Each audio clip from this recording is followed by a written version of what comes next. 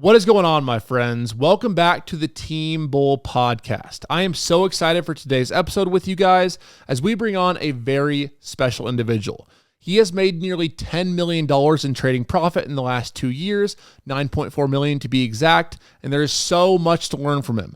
He is a full-time trader, a family man, teacher, entrepreneur, and overall an extremely smart individual with so much to learn from. In today's episode, we have a value-packed start to finish with topics such as how he made over $1 million in one single day and how he did it, the indicators he uses, doesn't use, how he works a full-time job and still makes this kind of money, and so much other valuable stuff. Now, the mission of the Team Bull podcast and this whole channel is simple. Bring on the best traders, the best entrepreneurs, and the best, most valuable people for you to learn with, make money from, and overall learn how to level up your life with. And I am so excited for this episode with you guys. So make sure if you guys want more free content, you want to see the best traders, entrepreneurs, and above, make sure you guys hit that subscribe button below, tap in, and let's all introduce our friend Andrew to the show. Welcome in. Hey, how's it going, man? Thanks so much for having me, dude. Thank you so much for coming, bro. It's been a long time coming. Yeah, man. We've been planning this for a while, so I'm glad to be sitting here and with Team Bull, baby. Hey, stock market wolf times Team Bull to the moon. Hey, baby. That's how it goes. So we have a lot to talk about today. A ton. Obviously, I covered a little bit in the last minute or so. Yeah. But I want to start us off before we get into the $1 million days and $1 million years, the big losses, how you trade, all that good stuff. I want to start off simple. Okay. I always like to tell people, I want our guests to get to know you, to understand before, the huge days, before the crazy success. Like, where did Andrew come from? And, what's your story? Tell us about you. All right. Real quick. I'll try to get through this quick. So about me to start, where a lot of people know is I was a single dad at the age of 19. So that's really where I think in life, we all have a pivot point that either makes or breaks you. And this was my pivot point. In high school, I played football and I had dreams of going to university, not to play football, but just to go. Right. And, instead of going on to university like my friends, instead I was changing diapers, I graduate and here I am changing diapers. And at that moment I was like, okay, I need to figure something out. And I was working at the mall. I was working at Champs Foot Locker and I was making $7.25 an hour, working 20 hours every 2 weeks. So like peanuts, bro. And wow. Peanuts, dude. 20 hours every 2 weeks, every week, not even a full-time job. That $7.25, man, that was my first minimum wage at Popeyes back in the day. Dude, yep. It's wild. It's like, that's where everyone starts, it's like $7.25. It's crazy. It's wild, So $7.25, I'm going to a JC now instead of a university. So I was going to a local junior college and I was studying what's funny is to be a nurse. And so, but through nursing, I was like, I don't want to settle for nursing. I want to be like a doctor or surgeon, right? So I got into bio, and all while raising Tay. So the day where it really started to pivot for me was I get fired from my job because I had to go and take a test. And this person that had the time off was like, oh, I can't cover for you. I come to find out she's at a party and stuff. So I messaged her and I'm like, you effing blah, blah, blah. So I went all in, right? And so I got fired, right? That's easy fire, right? So I get fired. And on the day that I get fired, my mom calls me and is like, hey, I need you to pick up diapers for Tay, who is my oldest son now. He's 13. And so I go to Babies R Us, which there was still a Babies R Us at the time. And I go to buy just a little pack of diapers and my card doesn't go through. And there's a line of people behind me. Here I am, this, teen dad, single teen dad, and I have a line of people behind me, all adults, and I'm just like, I feel like a loser. And I go home, my mom was like, where's the diapers? And I'm like, my car didn't go through. She's like, well, good thing you got a job. And I was like, well, I just got fired. And at that moment was one of the lowest moments I've ever had in my life, because I've always been raised, especially with my dad, who was always around, and my mom, they've always supported. But the thing that my dad always preached to me was, anybody can have a kid, but it takes a man to raise one.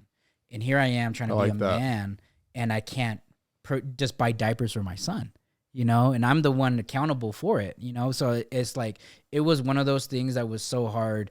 So that weekend, I've always been in books. I'm like a big time book nerd, dude. Like, Tai Lopez to the max, when it comes to that, dude. Like, knowledge, baby. Knowledge, dude. Knowledge is power, dude. And I had him take me to Barnes and Noble, and I was just trying to find any book that can help me. And it was like the light from the fucking heavens, dude, just shown up on fucking Rich Dad, Poor Dad by Robert Kiyosaki. Here I am, a poor dad, and the book literally says Rich Dad, Poor Dad. So I'm like, oh, let me read it. And the first chapter and the first heading of the thing blew my mind. Like, I never heard this concept before, and it was the rich don't work for money.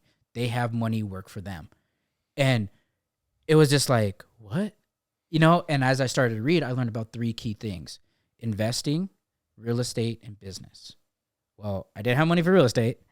I didn't really know what to do for business, but investing was I felt like it could be a parallel and something achievable because I was also into video games and computers.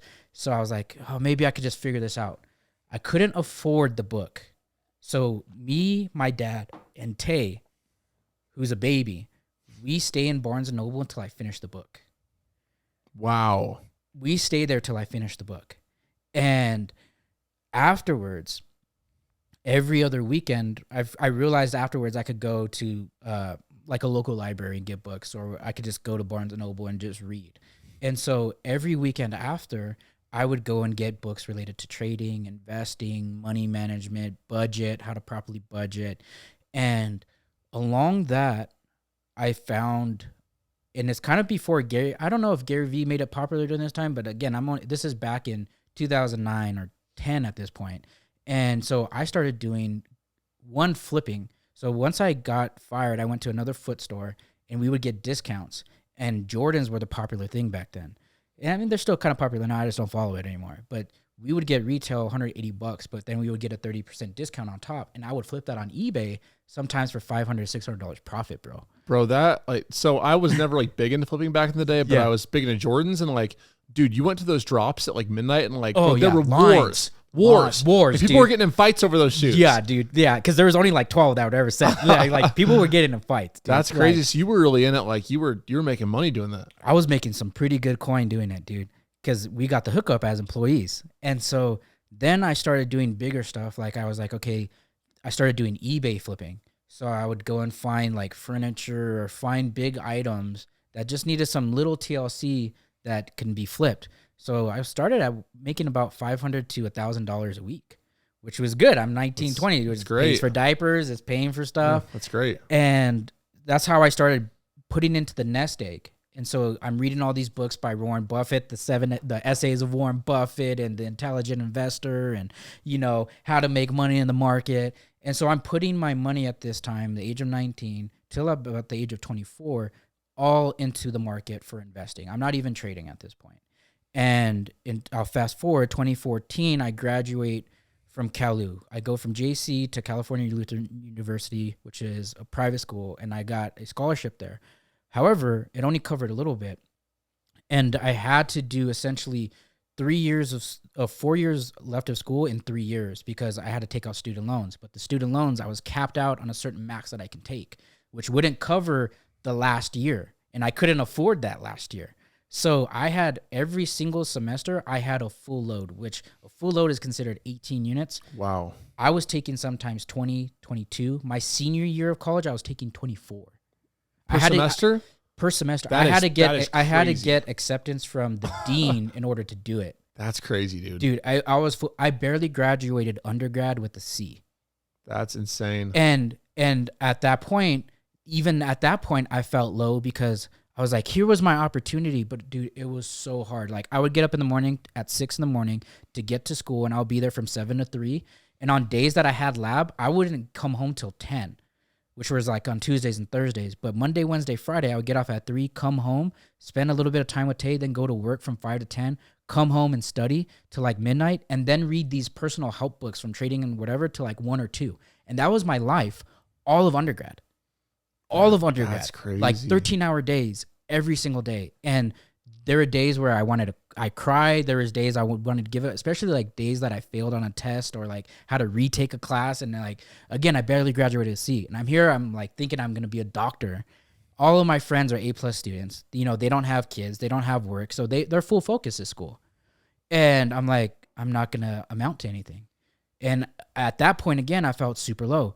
But we would get these recruits that would come to the college campus, and I would always, whenever they came, I always came suited and booted with whatever I could afford, and I would talk to them and have a face to show the name. And they got to know a little bit about my story, like, single dad, I'm working, I'm taking care of Tay, and I'm coming to this university. So it put me at a different level just in itself than just the regular kid just coming in and getting an A.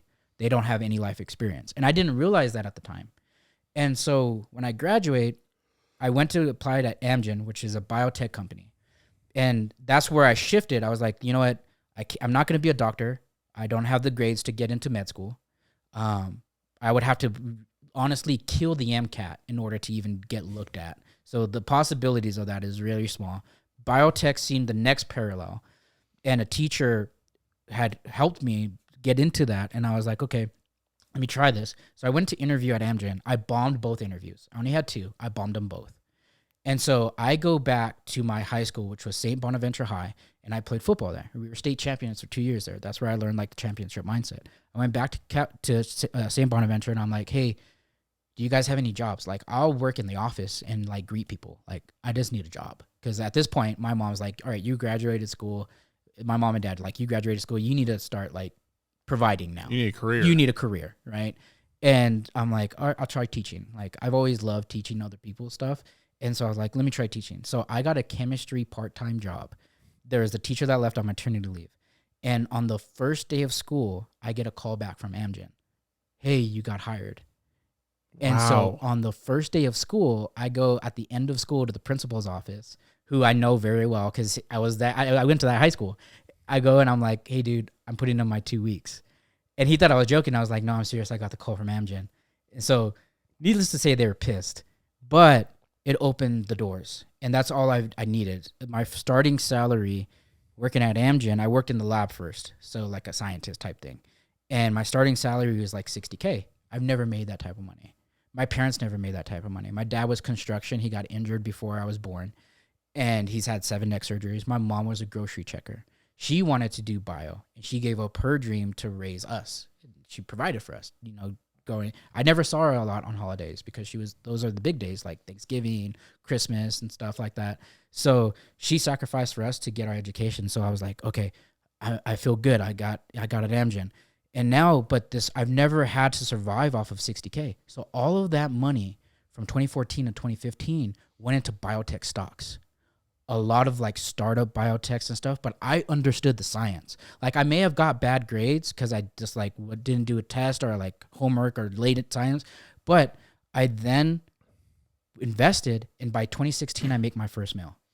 Wow. By 2016. By 2016, millionaire. I made my first meal. There was some biotechs that went from like 2 to 200, 5 to 50, like insane. One of my biggest, which it wasn't a biotech, but it was OLED. OLED I talked about and preached for years. It went from 20 bucks. It's the thing. It's the tech that makes your Samsung phones bend and all this stuff. And at the time, it was really popular. It went from 20 to $200. Wow.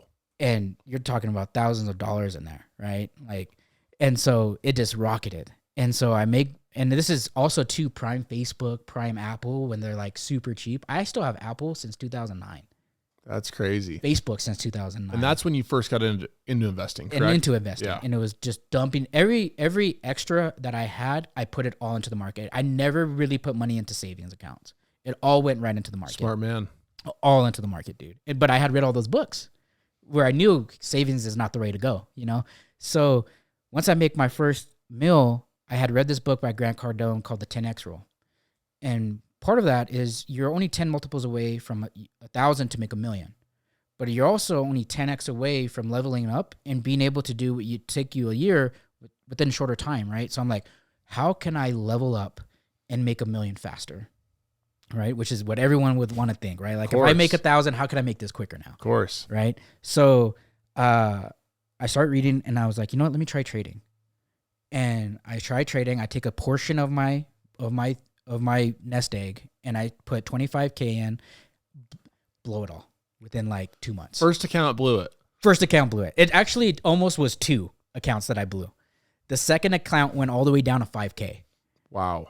Yeah. And now, while we're on the topic of first accounts, Did you, when you first started that 25K, did you have any wins Yes. before bowling? Like, did you like Yes. go up and then down, or did you just Yes. go straight down? No, it was like this roller coaster thing where like there's days that it made like 10K, days where there was 5K, and that was like the spark for me. Whereas like I remember I had one trade, I didn't even know what I was doing, right? And I had taken this course by Tim Sykes, right? And like all pennies, so I don't know what the fuck I'm doing yet, right? And I'm just like, okay, and I put this in, and it goes from like $1 to $3.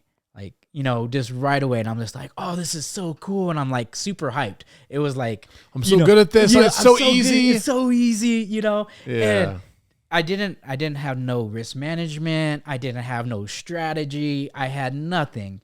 And I blow it. Like within months, it's gone. And I was just like, okay, I'm not going to do that again.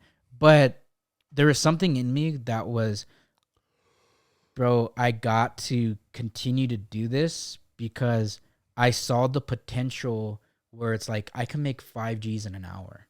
And it opens up that door. And it opens up that door when I was thinking like, man, it takes me like a month and a half to make 5Gs at work. Like I could make this in an hour. So I was like, I need to figure this out. So I started going into other programs and trying to learn from other people. And it wasn't until my neighbor, who was an attorney back in the day, he had two buddies that worked on Wall Street way back when Wall Street was like Wall Street.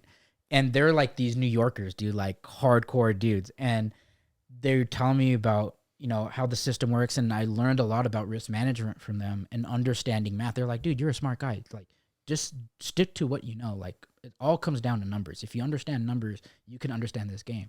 And I started playing with what a lot of people call the 2-to-1 ratio. And I started finding my edge and started working out. By the end of 2017, I had it figured out. And took you about 2 years. It took me about 2 years. It took me about 2 years-ish from the time I started day trading to then really become consistent with it. Okay. And once I was, then I started helping people. And I helped this friend of mine. She was a single mom with 3 kids working multiple jobs. And I just taught her about investing first. And I taught her about trading afterwards. Like, hey, you can use trading as a tool for investing and blah, blah, blah. Long story short, today she's a CPA. She makes really good money and she still trades and she averages about $500 to $1,000. And Dude, she does it all from home. That's so awesome. She spends all her time with her kids. And it's like, when I was helping her, my wife came into the picture when my son was 6 months, and she's been my biggest motivation. She came in the picture and she's like, Andrew, you should make this a business. And I'm like, I don't know. I don't really know. And at the same time that she's telling me this, I'm trying to figure out something to do a business. Because I still go back and I read Rich Dad Poor Dad every year. It's like my #1 book. I read it to my kids. I read it to my 5-year-old now.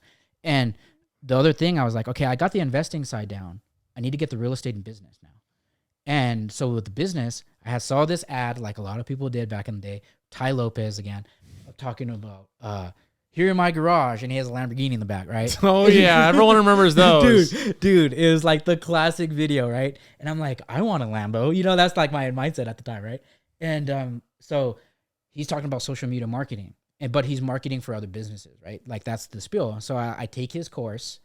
I'm signing up for courses, right? And my thing is Me like too, tons, right? And I'm like, there's no harm. Like, what am I gonna lose out of it? Just time, right? I'm like, at least getting educated on something, right? And so I go, and then I tried to start doing marketing for like other businesses. I remember my first gig was a furniture store. Total douche who was the owner. And like, just didn't work out, dude. And like, I was like, what the hell? Like, this is like a waste of time. Like, I just spent a month trying to market for you, and like, you didn't like any of my ideas. Like, it's not going to go. But I remember during one of these social media marketing events, there was a guy who was the marketer for Timothy Sykes. And I was in Timothy's program, and I'm like, dude, I know trading. I'm starting to know trading, and I'm getting my edge. Why don't I just start my own thing? And my wife was like, dude, why don't you just do your own thing? Like, she's like, you understand the Facebook, you understand the Instagram, you understand, you know, this. TikTok wasn't even a thing yet. You know, it was just like Facebook and IG. And IG was very young still.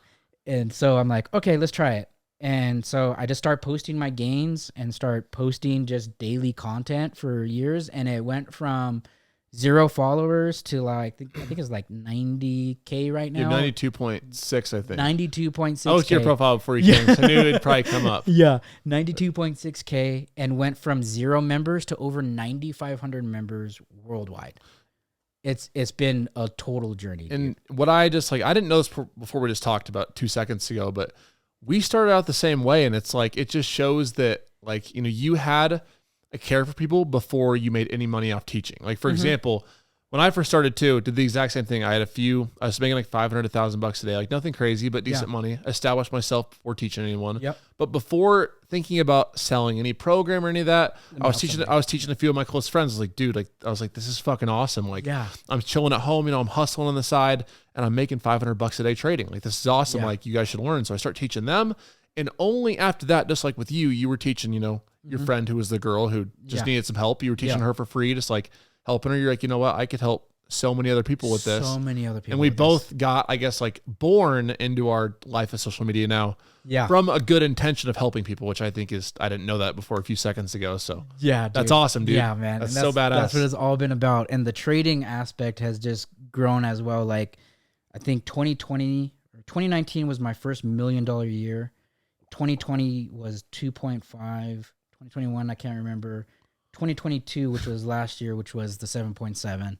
That's crazy. This year up 1.75. Just like it's been insane. And a lot of that still goes into the investment account.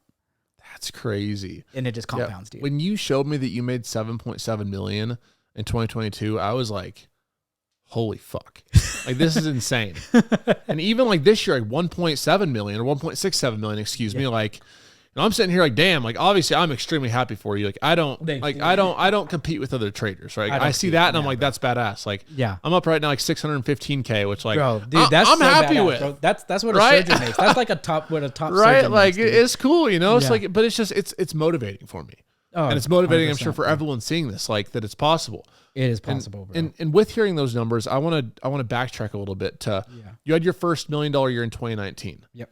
What did you change from 16, 17 to 2019 to really scale and build that up? Like what was the exact process that, you know, people can learn from to like, okay, Andrew did this and that like maybe I can take something from that and do it myself. Yeah. I think for me, I don't want to call it a gambler mindset because that's not what it is, but it's a calculated risk. And it's the same thing that I do with trading, but after I hit a certain nest egg, whether it's like 25K or 100K, as I was going through those years, my account was building and it was growing. So then I felt more confident to take a bigger trade where it's like, if I put in 10K on this trade and I lose it, it's going to suck, but I have a huge nest egg now where like that 10K is really not going to hurt me.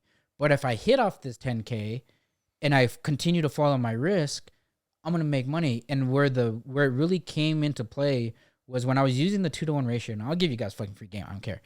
2-to-1 ratio here.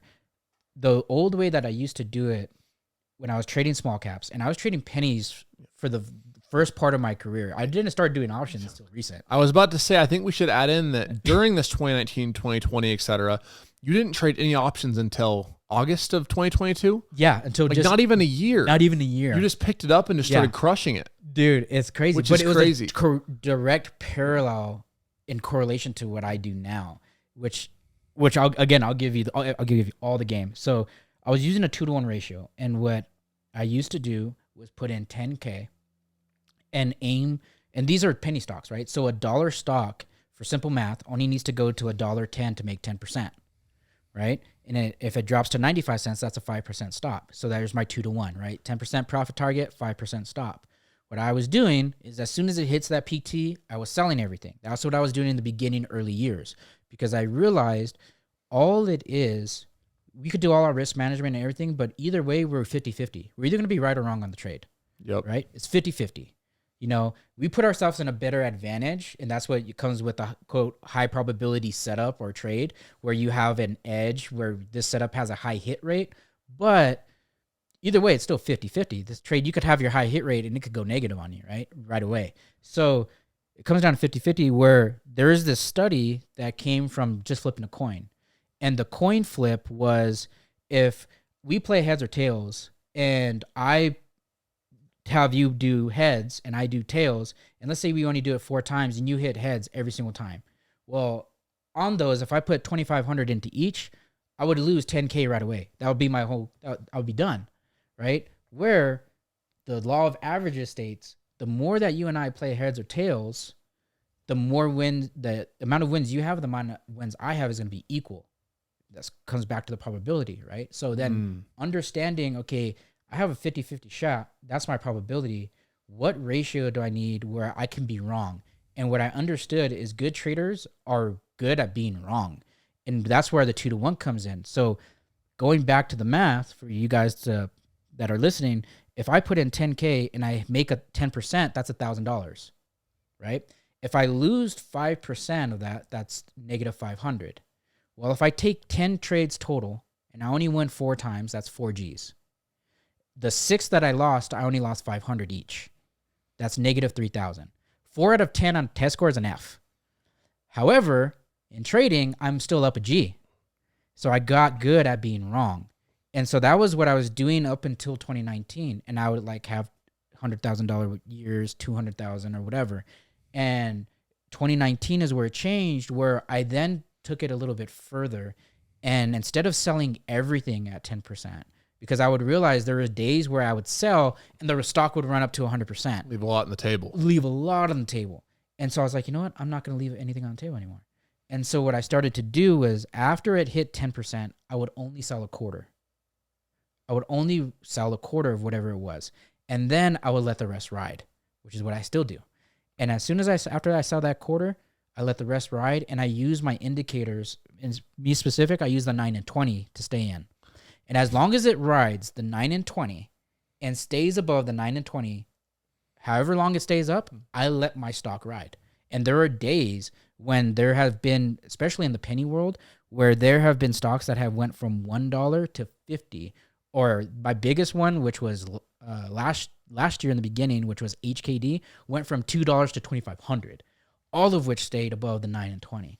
And so I let it ride. And then the ratio now gets super high because now instead of just settling for a 2-to-1, you're talking about like a 10-to-1, a 20-to-1, a 40-to-1. And that's really how that started to scale. But it wasn't until I had enough nest egg to be like, if I use 10K and I lose 500 or 1,000 off of this, it's not going to hurt me. I love that mindset. And there's something I want to touch on in just a little bit, that you've made millions trading with indicators, the 9, the 20, the 850, whatever. I've made millions trading and I don't use hardly any indicators, kind of like rake too. Yeah. No indicators. That's a debate I want to have here in a little bit. Yeah, Make for sure sure. you guys stick around for that. But I wanted to first touch on that. I think that's such an important concept that like everyone, you read a trading book and it's going to say, oh, you want 2-to-1 profit to loss ratio, or you want 3-to-1 profit to loss ratio, which is correct. Yes, you want that big, risk to reward or ratio, or reward to risk ratio, excuse me. But to do that, right, you can't just, you can't leave the whole position running to 3-to-1 or 4-to-1. Otherwise, like if it reverses on you and it goes red, you're screwed. You're screwed. But, you'd say you trim it, 10, 15%, whatever it is, you let the rest run, you use your entry point as, or around there. That's my final stop. As your final stop, or like your stop loss. And if you get really good at that, if you get really good at losing, the best loser wins in trading. That's like that's my favorite. That's my favorite line, dude. Best loser wins. Yeah, 100%. And it's all math. If you can understand the math, your trading just goes through the roof. And that's why, like, do not to get off topic, but like, we both, do a lot of live trading, right? Yep. And so whenever, obviously we're not perfect. We both have losses sometimes. It drives me bananas, dude. Like when I have a new trader, like obviously I want to help everyone learn. So do you. Yep. Like when I see someone that's like, oh my gosh, I just blew my account on that loss. I'm like, dude, frustrates the fuck out of me. There's no way. I'm like, dude, how? Like, how did a 40-cent move on SPY blow your account? Yeah. Please explain to me. And it's all risk management. It's all numbers. Like you have to accept that you're going to lose sometimes. Like if you're watching this and you want to trade, you are going to lose a lot of mother effing trades. It's going to happen. A lot. But if you become a good loser, like, it sounds like, you became a better and better loser, which is why, your wins got to be more and more and more, more and more millions, et cetera. Like, that's like that's the key. It's the total key, dude. And it's like, it blows my mind when people go in and they're using like 50 to 60% of their account. And I'm like, why? For me, I said this is the rule that I use. I call it 1033. So what the 1033 rule is, and this is just my philosophy, is per trade, you should never risk more than 1 to 3% of your account, your total account. So going back to simple math, if I had a $100,000 account, 1 to 3% is $1 to $3,000. So on any one trade off of a $100,000 account, I should lose no more than $3K. So then that's when I see people are like, I lost $3K today. I'm like, well, do you have a $100,000 account? Like, no, well, you took way too big of a loss. Way too big of a loss. How big is your account? 5 Gs. I'm like, oh, bro. So 1 to 3%. And then that's the 3%. But 10% is using then 10,000 of that for a single trade. So out of 100K, you use 10K as your full size trade. 10K is my full size trade. And I allow of that 10K a max of a 30% loss, which would be $3,000. Mm-hmm. That $3,000, guess what, is only 3% of my $100,000 account. So if I lost it, am I going to lose sleep over it? No, bro. I'm going to make that back tomorrow. I like that. And it allows you to live on, right? Live to trade another day. It lets you live to trade another day. And the other thing that it does, which a lot of people struggle with, is their emotion. Where like if you understand and you could the more you could put yourself at ease trading, which is what I realized throughout the years, the more that you can take stress off of the table, the less that you'll mess up, And so if I understand, hey, I'm only going to lose maybe a max of 3%, and I can even cut it shorter. If I just keep it there, I know I'm going to be in here for the long term, So that's my it's all risk management, dude. And I use the $100,000 example a lot too. My max, I think I actually like yours a little more. I might steal that from you. But I usually say like absolute max, like on your worst tilt day ever, like $5,000. Like, yeah, that 5% is the max on the day. Yes, 5% absolute max. 100%. And I think too, this is a good bleed into our next topic of small accounts. I want to talk about like with a small account, right? If you're trading with $1,000 account, dude, it's rough. It's really hard. It's really hard. And so like having, a 5% max loss of $1,000 account a day is it's really hard. Is like nothing. Yeah. So like how you manage risk with $100,000, not that trading it's easier with more money. It doesn't get easier. No, it doesn't. You have to have a lot of skill. Yeah. Otherwise you will blow $100,000 very fast. But with a small account, you have to be much more precise with your entries and much more strict with your risk management. But you also have to be able to let your winners run even longer. Yep. Because like you're trading with such small size, if you ever want to grow that, like you have to have some of those bigger wins. Yeah, you have to. It depends on how fast you're trying to grow it, right? So like a lot of traders, they're trying to grow it within like the first week. And I'm like, dude, like it takes like my advice for like beginners under 2 years is like stop focusing on the dollar amount and focus on setting quality setups and focus on the percent win. Like, because then from there, it's just a matter of scalability. Where it's like, if I'm consistently making 30%, well, at some point, if I put in 10K and make 30%, that's 3 racks. 3 racks a day for 252 trading days is $750, bro. Like, that's a lot. That's a lot of money, So it's like, focus on the percentage. But I think for small accounts, it's really hard. But you can still scale. It's just the dollar amount, like I said, is not going to seem like it's there. Because, again, if we just use $1,000, right? $1,000. If I still do that 1033, that means out of 1,000, I'm only using 100, and that's going to be really hard to do. But it's still possible where you put $100 in and you make 20%. Well, that's $20. Doesn't sound like a lot, but that's only trade one. That's only the first trade. What if you take a second or third trade that day? That's $60 in a day. Let's just round that up to $100 a day for 252 trading days, $25K. And you've lived this. Like we talked before this podcast. We were like, both of us do not like small account challenges. I hate it. Because they give traders the wrong interpretation. Like, oh, I'm just going to go, buy, Andrew's Discord or Jdun's Discord. And, I'm just follow his trades and I'm going to turn 1,000 into, $1 million. And like, that's what people use as a marketing ploy. Right. And it never fucking works out for anyone. Never works out ever. Way, dude. So I'm against it. So that on the record, we're both not fans of small account challenges and how gurus use them. No. However, we also talked about how, I started with like a $5,000 account and, recently in the last year, you did for fun or whatever, to teach some people, you did $1,000 account just to, just to do it, just to work with it. Yeah. You turned that $1,000 into 18,000. Yeah, in 3 weeks. Which in 3 weeks. In 3 weeks. Okay, that's even more insane. You didn't tell me how long it took. Yeah. You just told me 18,000. I was like, that's dope. Like, that's badass. Yeah, 1,000 into 18,000 in 3 weeks. So what did you do? Did you use your same rules for that? Like, how did you deploy that $1,000? Yeah, to make that money? It was the exact same thing, except it must have been a good month. But and this is now no longer trading small caps, right? This is options now talk. This is on options. This is all options now. There's no way I could take 1,000 into 18,000 with small caps. It's absolutely, especially in today's market. Maybe another like TOP like we saw today. Dude, like $6 to 250 or like, HKD, but like that never happens. It's very rare, But with the options, I was trading both in the money and out of the money. Like that's my thing. I trade both at the same time. Do you? Yeah, both at the same time. And I'll get into that too. But when I was doing the 1,000, I just split it up 500, 500. And I would look for, again, making sure I manage my risk and everything. But there were days where for the options, at least what I've seen is about $1 move in the money is about 30%. $1 move out of the money, and I only trade ODTE. So I only trade ODTE, SPY. That's it. Zero DTE. ODTE, SPY every day. That's my only. That's my main thing too. That and maybe at most like next day. Yeah, usually zero DTE. And so on ODTE, $1 out of the money can be 50 to 100%.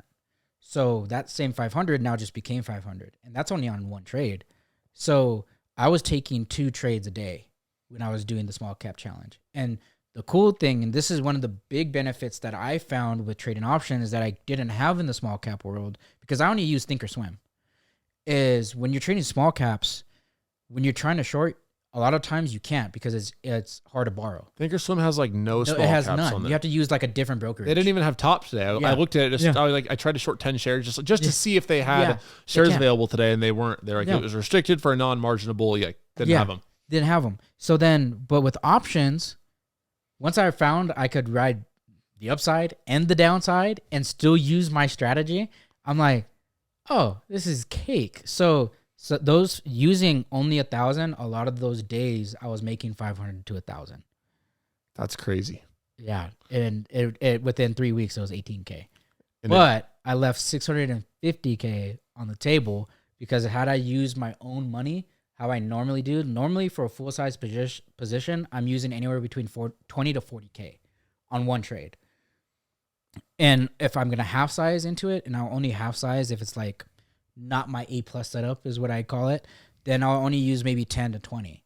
So it's crazy how similar we trade, dude. Yeah. And so when I'm like, crazy. when I'm looking at it, I'm like, the opportunity that I left, it was 650 racks, bro. I was like, why'd I do this? That's wild. And that's why I've never understood like the people who consistently do small account challenges. Like in reality, like, they're like, oh, like, just to show you, but like, it's to sell memberships, and it's to, it's a marketing ploy. Yeah. Like if you're really making, 10, 20, 30K a day, like, both of us have done for a long time, like, and you even more, like, you're not going to sit there and trade $1,000 account. No, there's really no purpose. So what I do during my lives and when I teach people is while I'm trading, I will just work out the math and say it for them. Like, so I use Zoom, and on Zoom there's an annotate button. And so I'll draw like the numbers on there. Like, hey, if you had a 10K account, this is how much you would use. This is where you would get in. This is the math. This is what you would potentially be looking. So I leave it like that to make it more realistic, because not the average Joe doesn't have a $100,000 account. The average Joe has like a 5K account or a 10K account. So I break the numbers down for them, but there's no purpose for me. And I don't mean to sound selfish, but there's no purpose for me to not make my money. I mean, it's real. Yeah. It's not. It's just like, it's not the whole marketing shit you see on social media. Like I tell people, and I don't mean to sound like an a-hole here, but like I don't need them. Like I know how to make money on the market on my own terms, and I've done it for years where I actually make money doing this. So like the memberships and like the business side of things, it's a nice. I'm always about multiple streams of income, so it's a nice to have. But at the end of the day, if you took it all away, I'm still gonna make my money, dude. Like, see, and that's why, like, for one, that's why you're sitting here today. Is like people like us, like, we'll shout each other out, like, we talk to each other because we actually make money trading. Yeah. The only people who sit there and hate or like don't interact with any other traders is the ones who only make money off memberships. Yeah. And, see everyone else's competition. And it's like, you must not be really really making money, dude. I know. It's crazy. So on the topic of money and big numbers, 2 questions. I want to talk about your biggest day ever. Okay. Over $1 million, which is absolutely fucking bonkers, might I add. And I want to talk about your biggest loss ever. Okay. Whichever one you want to start on. Okay. You got the stage. All right, we'll go with biggest win first because I want to really talk about the loss because I think that's really important for people. The biggest win that I ever had was $1.67 million in one day. And how I made $1.67 million in one day is completely funny because for the longest time in my career, I have always been a long bias trader, especially in the small cap world. But on this win, it was all puts. And it went from 420. I was trading SPY, ODTE. That's crazy. And the crazier thing is I was educated. I still don't understand Greeks, bro. Like that's crazy. I don't focus on time decay. I don't focus on theta. You could ask me what theta represents in options. I couldn't tell you. I couldn't tell you. I'm dead serious. I can't tell you. That's crazy. I just look at the technicals and I take my trade based off of the technicals. Am I at support? Am I at resistance? And if I'm at resistance and it drops below my 9 and 20, I'm in puts.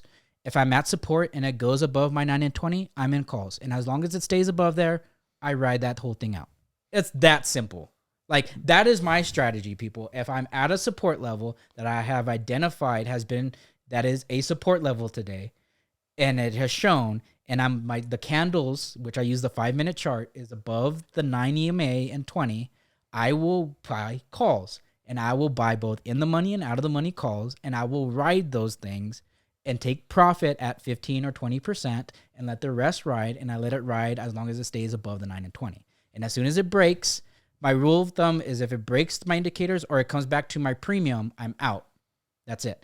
So on this day that I made 1.67 mil, it started at 420. We were at a resistance, which was 420, and it went below the 9 and 20. So I also use the MACD, which is my gosh, which uses the MACD, dude. The MACD, which is so funny. Oh! But I use everything in conjunction, which is one thing I think a lot of people get the misconception with indicators is that I wait for the MACD cross, right? But if you look at it and you look at resistance along with those other indicators working in sync with each other, they work out. And so that went from 420 down to 405 from 6:30 in the morning till like 12:45. I rode the entire thing. I took profit at 15%, which was I put 40K into my out of the monies, 40K or 20K, or excuse me, 20K in my out of the monies, 40K in the monies. And by the time it went all the way down, you held. I sold a portion at 15%, and I held the entire rest of the way because it stayed below the 9 and 20 the whole time. Those out of the monies went over 13,000%. That's crazy, dude. I made $1.67 million. Off like 60K, basically. Off of 60K. That is absolutely bonkers. And I have a whole, it's all on my Instagram. It's like, it's one of the posts on my Instagram. It's like right there in front of your face, billions of dollars. And there is no reason. I'm a very patient person because I feel every single step of my life, I've had to overcome obstacles, but I had to be patient to get to level up. And so when I'm trading, I'm just naturally patient because I'm just like, I'm not focused on the reward. I'm focused on the process. And the process I have shown over time works for me, right? So stop focusing on the reward. The reward's going to come at the end. Just focus on the chart. So I don't trade my P&L. I trade the chart, right? And so I didn't even realize how much I was up until I looked. That's crazy. And so... just look over there. Wait, there's 7 figures there. Yeah, dude. And I was just like... What a sight. I'd be like, am I dreaming? Dude.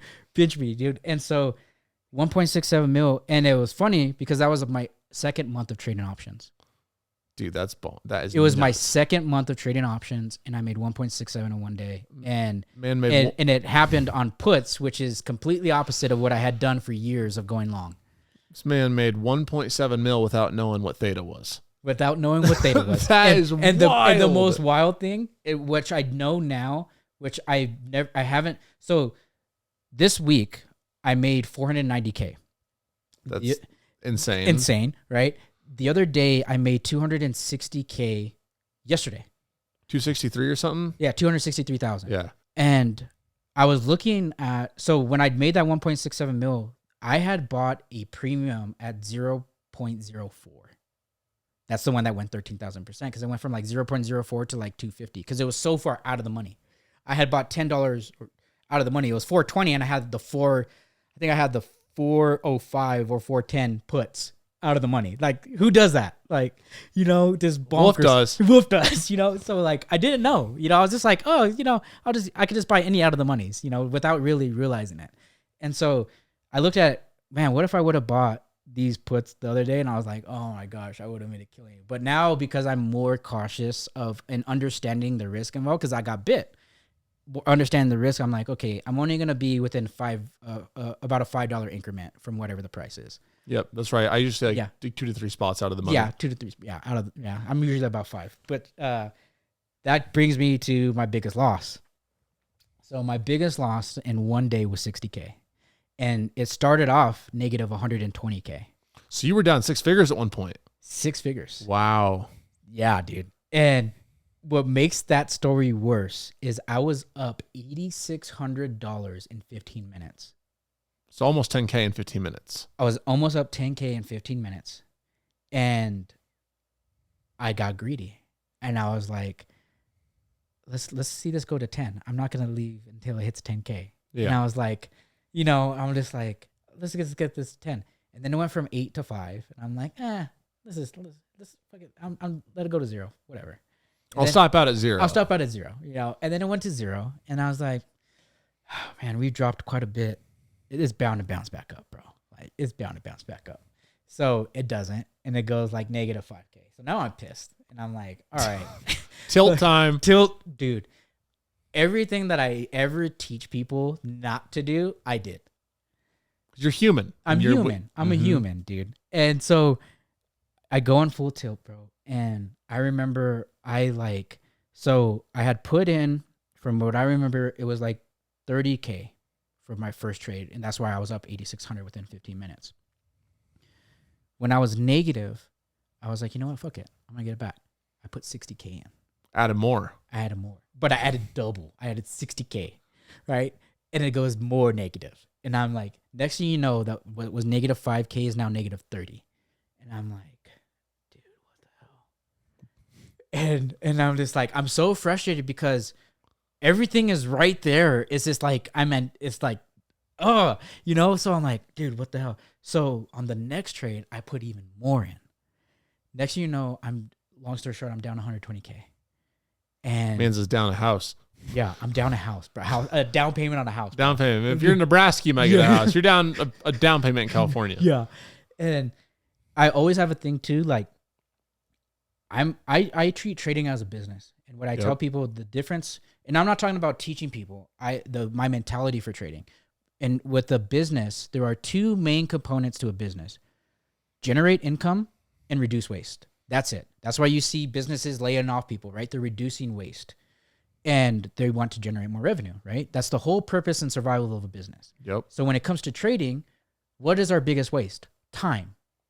So I want to make the most amount of money with the least amount of time. That's why I usually trade 15 minutes, or I'm usually done within an hour of trading per day. Like by the time 7:30 is done, if I should be done. You and I both, bro. The first hour, maybe 8:30 is pushing like it. 2 hours for you. But that's 2 hours max. 2 You're hours gone. max. Me I'm too. done. Yeah, Me too. I'm done. Unless it's like a runner already, and I'm like, I'm just gonna let this go. Yeah. But within 2 hours, if I haven't found a trade, I'm done. So this went completely against me because I'm trading all day and I'm negative, and I'm just like, oh my god. So it started to go in my favor, and long story short, I make some smart trades later, and I'm now down 60K, but started off $8,600 positive. And it had a lot to do, and I'm bringing this up because, a lot of mistakes happen when you go against your plan, you go against your strategy, and the most important part is the psychology. And what a lot of people, they talk about the fear and greed aspect a lot, but one of the biggest things to psychology is ego. Ego's a killer in trading, man. Ego's We've all a been victim to it. Big killer. And here and again, I'm human, and I'm not a very flashy person, man, and I try to be as humble as possible, but at this day I felt like I was right and I was completely wrong. And my ego got in the way, and it put me in a bad spot, and then it all started from the premise of greed, of trying to hit 10K versus being happy with 8,600. Like, how many people make 8,600 in 15 minutes, bro? Like, aside from you and I and a couple other traders that I've seen, not a whole lot, right?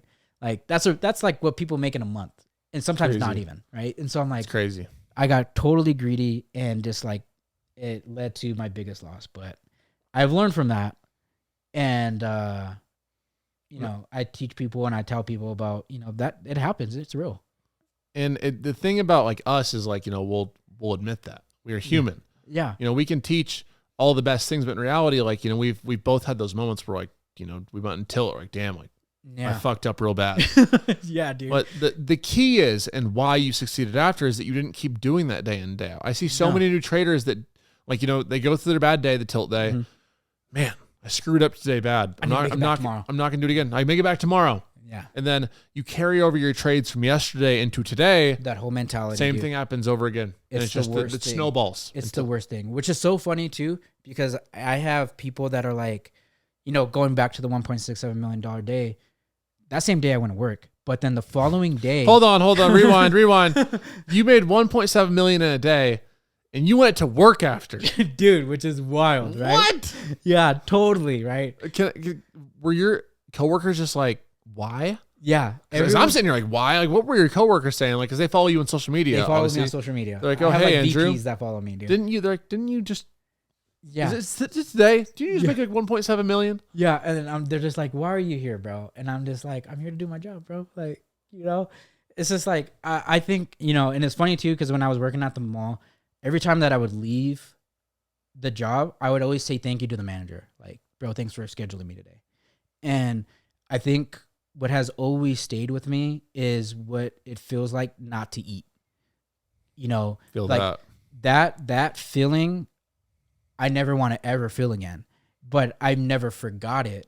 So like, it puts me, aside from that full tilt day, it puts me at a humble spot where it's like, I'm going to show up to work, bro. Like I need, and my other thing is helping others, right? Like, I'm a very big person on trying to help others, and Amgen does a lot to help others. So I was like, I'm just going to go to work. Like, it keeps me busy too. Like, what am I going to do today? Like, the kids are at school. The wife has something to do today. What am I going to do? Sit here and watch TV? Like, I'm going to go to work.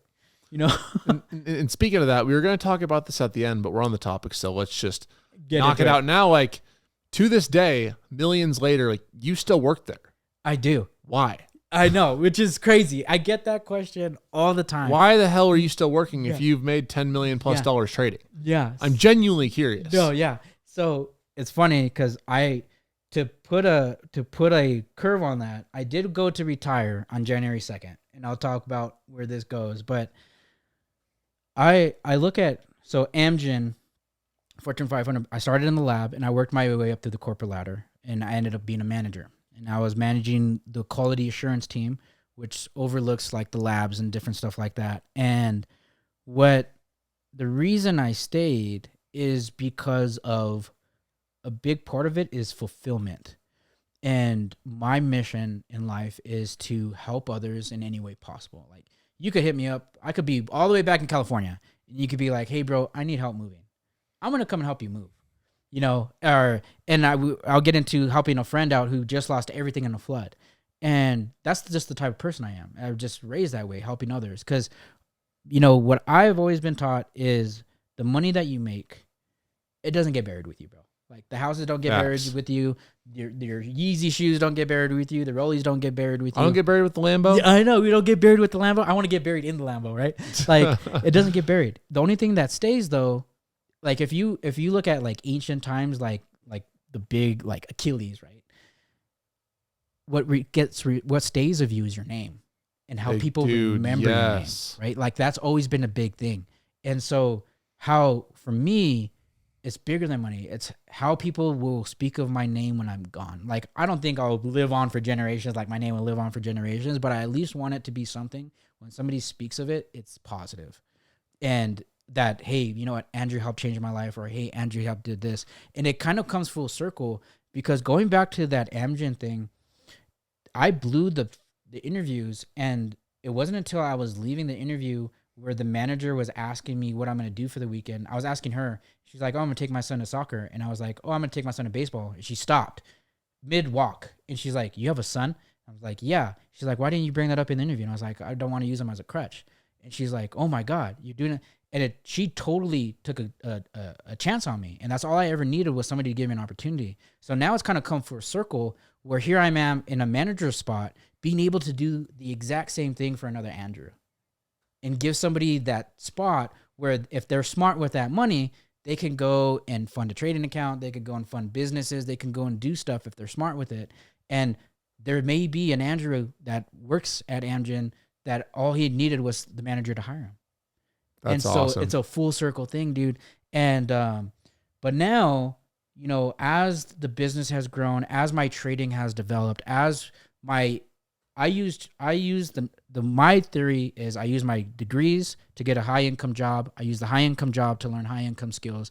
I use those high income skills to start trading and investing real estate. And I use that money and leverage it to build me more money, to the point where I want to be a good enough trader where I don't have to trade anymore, which I don't have to anymore. Me too. Yeah. I do not have to trade anymore. I have millions of dollars being made every single year just on my investments.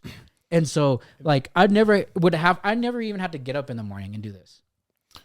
We talked about this before. I want to keep going with this topic, but like, we were both like sitting here beforehand and just talking about what we were going to talk about, all of our subjects. And I was like, you know, we both agreed. I was like, we both want to bring up that like the goal of trading is to not trade anymore. Yeah. Your goal of trading is not to trade, be Mr. Trade. Yeah. Your goal of trade, you're still working for your money at that point. You're still working for your money. Exactly. Yeah. Your goal of trading is to make money trading.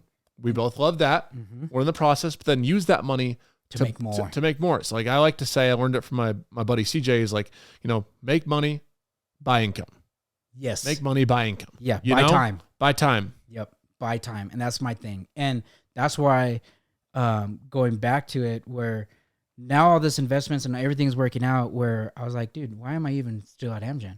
So I did go in to retire. I went on January 2nd for the new year. And I was like, you know, I've given you guys 9 years of my life. And you guys, I wouldn't be Andrew Diaz Stock Market Wolf without Amgen being a part of that puzzle, because of that income I was able to put into the market, right? And then it propelled everything else. And my hours work so well that I can trade in the morning and then go to my 9 to 5. So it worked. It's continued to work. So it's like, I'm always big on going back to Warren Buffett, multiple streams of income, right? Where it's like, hey, if I'm still young and capable, why not? Right? It's another source where it alleviated stress off of trading, because a lot of people, they get a 9 to 5 and they just want to quit the 9 to 5 and do trading. But now you're adding more stress to try to make something that's so volatile work for you, where you're limiting your ability to grow your net worth. And so I just kept the 9 to 5. So I've never really taken a dollar out of my trading account. It's all gone into long-term investments. Aside from me buying a $900,000 house in Southern California and other investment properties, nothing has come out. It's all stayed in and compounded. So because of that 9 to 5, it's allowed me to utilize my money to continue to grow. It's not like I didn't need my trading to pay for groceries. So that's a totally different thing in itself too. But now I'm at the point, I don't need the 9 to 5. So I went into quit, and I'm like, dude, I'm at a level, I just want to be with my kids. They're like, what would it take you to stay? I was like, you get me fully remote. I don't want to deal with anybody. I don't want to manage anybody anymore. You just give me projects. You give me 24 hours a day, 7 days a week. And as long as I get the projects done, that's all that should matter. And they're like, done. I was like, well, that easy. I was like, oh, I'll make it work. Because it's either that or I retire. Like, you know, it's either you give me that or I retire and I just leave.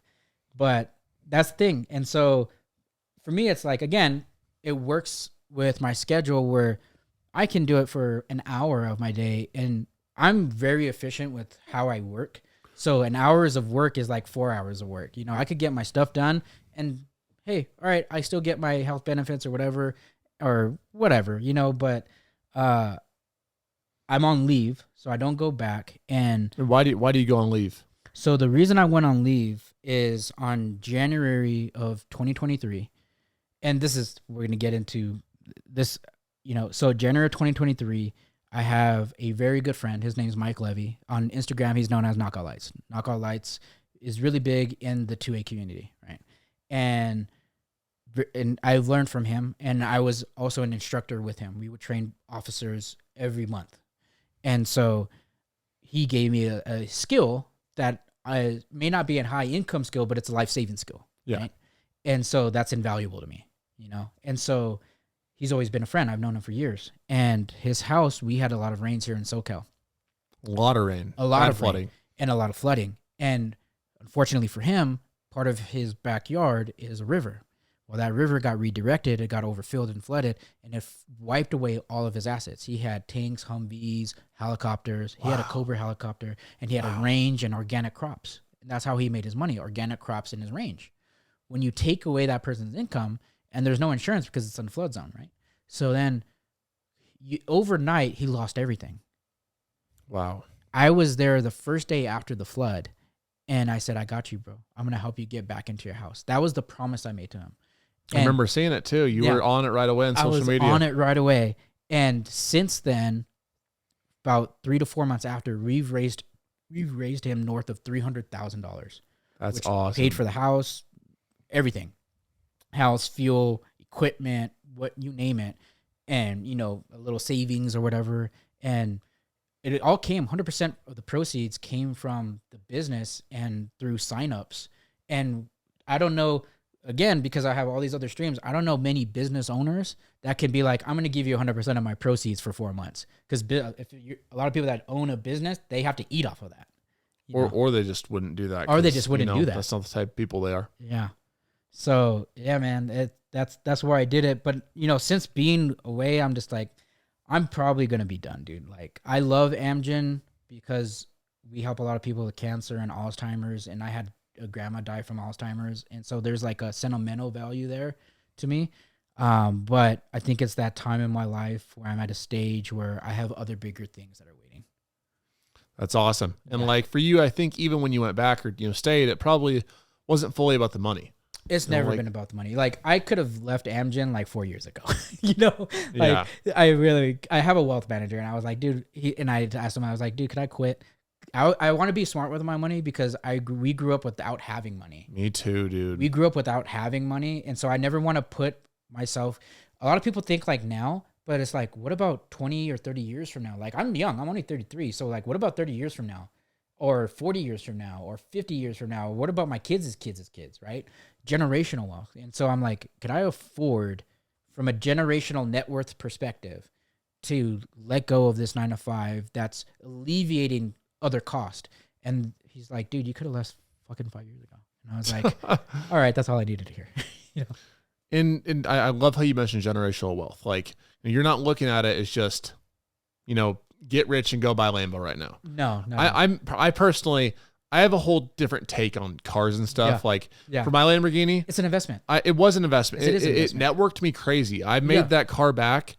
It's like it was probably tenfold right now. I was like, it's like probably really like 7 or 8-fold. Yeah. But like I've met the craziest network of people. Yep. Some of my best real estate connections. Like we were talking about, invested $1 million with one of my good buddies I met because of the Lamborghini. Yep. Tax write off. 100%, there. dude. Team Bulls decked out on it. Yeah, dude, it's an investment. But long story short, a lot of people who come into money, right? Yeah, they want to go spend. They want to go spend, buy the Lambo, buy all the clothes, buy all the watches, go to the clubs, whatever, to impress other people. And what they don't realize, like, we got to think of ourselves like we're playing in the NBA, right? You have 5, 10, just hypothetically speaking, amazing years of trading. Like, you kill it. Like, your job is not to go spend all that money. Your job is to save it and make it go work for you. Yes. And, I think that's something you've done amazing. Like, I don't see you with, unless you have like a hidden Lamborghini and a bunch of crazy shit in the closet I haven't seen. Yeah. You live pretty simple and save and do it right. Yeah, man. I live a very simple, I will say, like, I've always been against like flash, but there is value to it as well. Like, if you look at it from the right perspective, like a Rolex watch, I've always been against it, but now I'm kind of shifting where I may get one. I don't know, but a Rolly, I don't know, because it's also too the network potential that comes out of it. Seriously. And for me, I've been fortunate to go to events and meet, like, for me, I don't ever want to be the smartest person in the room. So when I go, and I'm also a hermit. So, like, I never leave the house, dude. Like, me too, introvert gang. Yeah. As we're sitting here dude. chopping it up on a podcast, Yeah. we're both like, yeah, we really don't like people. Yeah, we really don't, dude. Like, it's crazy. But, you know, there is a thing, though, as you start to level up in life, you do need certain networks and connections, because it's not so much of what you know at a certain stage, it's also who you know that can open doors, right? Yes. And you can't talk to some of these people without having what I call, like, the introductory basics, right? Where it's like a Rolex, for example, right? If you show up in Rolex and you go to this, you know, millionaire event, other people are going to notice it. Dude, every time, bro, like what you're saying, like I pull up, for example, like this is a date, right? Yeah. I can't tell you how many times I've met someone at a nice dinner or a nice event. They're like, damn, nice watch. Is that a date? Like, they instantly know. They instantly You know. They instantly know, like they want to talk to you, like they want to introduce themselves. Yeah. And then the next thing you know, you find out that, hey, this person has 20 of them, and this person has $100 million in real estate. And then you're like, hey, I'm doing real estate. You know, I only have a couple mil in real estate, but I'm trying to get to your level. And now you just made a connection. And so for me, I wouldn't like post it on social maybe, but I would use it as a potential where someone can see it, or I meet that one person, because you never know. That's the other thing too. You know, a lot of people are against like the 9 to 5 or college. I use college as networking, because you'll never know who you meet or whatever. Yep. And that's all life is. You'll never know who you meet. And it just takes that one person in your life to like open so many doors for you. And you just had a story on Instagram the other night where you tagged like me, Rake, Umar, and one of your buddies, Uzman, and like, or however you say it. And you mentioned how like, you shouldn't quit your 9 to 5 to trade. No. Like, and I want to go into that a little bit. Like, I feel like on every podcast we talk about this, but it's just so damn important. I want to reiterate it. Like, you see all these people that, post the ads, like there's this one that I've seen that just drives me crazy. I'm just like, this guy is an idiot. It's like, the guy's like, buy my course, and if you don't quit your 9 to 5 in the next 60 days, full refund. I'm like, bro, people are buying this shit, dude. Oh, like, insane, what? Dude? It is totally insane. Like, if you guys ever see something like that, like, run. that should be red flag. Run. Right away. Do not buy. Right away, dude. And again, I'm a very traditional, like, linear kind of thing, but again, you use those things to leverage other stuff. So don't stop at the 9 to 5. Don't stop at being a trader. Don't stop at being an investor. There's a whole lot more to the money game. And when you really learn it, it goes so in depth. I mean, we talk about trust and 529 plans or forward. It goes super in depth, right? Life insurance, right? But going to the 9 to 5, a lot of people, and it had to do. I think a lot of it had to do with like the 2019 stuff, right? And a lot of people are home and stuff, and they're seeing what life could be like if they're home, and so they're like, "Oh, I want more time with my kids. I want stuff." However, it's just like traders. Oh, I want to make $1,000. You got to put the time in, though. Still, you got to put the time in. You got to earn your stripes, bro. And you want to make $1,000, you also got to keep the $1,000. You also got to keep the 1,000. Where it's like, I want to make. People are like, if I had $100,000 account, I would be making a ton of money. It's like, no, bro. If you can't manage 1,000, you can't manage 100. But to the 9 to 5, again, if you quit it and just try to do the trading thing, and I'm all for people's dreams of, hey, I want to be a trader. Cool, man. You can get there. However, you got to prove that you can. You got to prove that you can do it.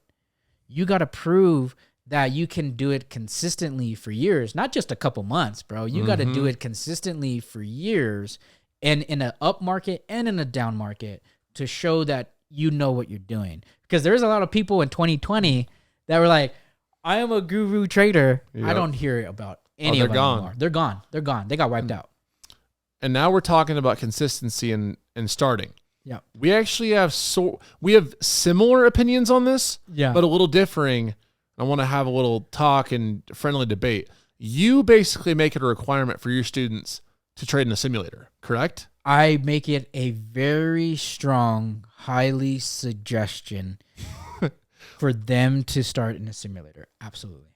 And do you have any specifications, any time limits? Like, tell us about why you tell your students that, what you tell them, and what your suggestion is for anyone listening to this, and what they should do with a simulator. Sure. So my thing is, when you in I'm trying to use another analogy because I don't want to use the other analogy that I was going to use, but for the analogy, let's talk about a tool, right? Whether it's a life-saving tool or even like a drill, okay? If I put a drill in your hand and you've never done it, and I say, "Hey, go do this," and you drill into your hand, right? Like just being super just way out there, right? Whereas if I gave you a drill without a butt on it and showed you, hey, when you are using this drill, this is how it works and this is all the stuff, and you get familiar with your tool, then you start to build confidence. And now when we take it live, you feel more confident. You start off slow. So my concepts, when I teach people, I use the concepts crawl, walk, jog, run. A lot of people use crawl, walk, run. I use crawl, walk, jog, run. Crawl, walk, jog, run. And crawling, get educated. So whether that's books or, some type of mentorship or even a course or whatever, right? Get your education, know what it is that you're doing. Walking is the simulator. And walking, the only premise is not to stay in there for 3 months to show that you're consistent. The only premise of the simulator is so you understand the tool that you're using. Understand the platform by which you're trading. So whether it's Thinkorswim, Webull, whatever, you need to get familiar how to place a trade, how to draw in your trend lines, how to, I've had so many students when they're in the simulator think that they're buying puts and instead buy calls. Oh my gosh, so many. So many. Even in the real market too. In real market, and so you need to get those cobwebs out. And again, that becomes your familiarity with the tool. And now that you become, and the consistency, I don't really care about. I just want you to become familiar and feel confident with utilizing that platform. And that should only take, in my personal opinion, no longer than a month. No longer than a month. Because then comes the jogging step. Because in the simulator, the one component that does not stay there is your mental. There's so many people that use, thousands of dollars, or they're not, if they lose, they don't really care. But in reality, that stuff matters. And so there is an emotional subconsciously that is not there. Where now when we take it real, regardless of whether it's $100 or $1,000, you are going to have an emotional tie to it because it is your hard-earned money. Yep. So that's where the walking step comes in. So crawl, that should take maybe 1 to 2 months. Get educated, right? If you're doing it with the right mentor, right? Some people, it takes them 3 months because they're a little bit slower, right? The walking step simulator, maybe a month, right? So maybe 2 months max right there, right? If people are efficient with it. The jogging step, people sometimes take a little longer to get there. Now, because they're not emotionally there yet. But the whole purpose and premise of the jogging step, use a small amount of your account. So if I had, a $5,000 account, my jog should be only using 100 to 200. Yep. Where if I lose tiny, one contract at a time. One contract, 1 or 2 contracts, right? Where if I lose $200, is that going to cause a divorce between me and my spouse? Is that my child's savings? Is that my kid's college tuition? Which I've had a lady lose her entire kid's Stanford college tuition, hundreds of thousands of dollars within 2 weeks. And I'll talk about that story. I've seen some crazy shit too. And That's I'm crazy. just like, how could you ever do that? Where they just simply went from not even crawling. They just went into, I'm going to run. And it's like, how can you do that? So that's where we're walking. And then once you show that you could be consistent there, then it's just a matter of scalability. How fast you run. How fast you can ramp up. And the part where I said we agree but disagree is, I'm with you. Everyone needs to know how to use their trading platform. No, 100%. If, ands, or buts about it. My only problem with paper trading with simulators is what you just said, is when people are killing at paper trading. Yeah. Oh my gosh, Andrew, I made 500,000 paper trading. Like I'm so good at this. Like I'm ready to just run, and they forget that jogging step, and they go into real money, and they're like, I'm sure you've had people say this too. Like, I was killing at paper trading. Yeah. In my first day real trading, I got crushed. In my first week real trading, I got crushed. So that's where I'm like, paper trading, sure, fine, but make sure you're like, for one, you're respecting what you're doing, and for two, when you come into real money, you start very, very, very, very small, and you earn your position size. Yep. Have to earn your position size. Yep, 100%. So 100%. that's like my biggest thing Yeah. with that whole deal. Yeah. I agree 100%. 100%. So I'm curious, before we get off topic, I want to hear that Stanford story, because I think a lot of people can benefit from it. Yeah. No one wants to hear that someone lost their kid's college tuition. No one wants to hear someone lost the house. I've personally heard both those things. Yes, dude. And similar, divorces, Oh my in God. debt, taking out loans. Dude, please, for the love of everything that's trading, never, ever, ever, ever, ever, ever, ever take a loan out. Ever a few more times. Yeah, ever a few more times. Ever take a loan out to trade.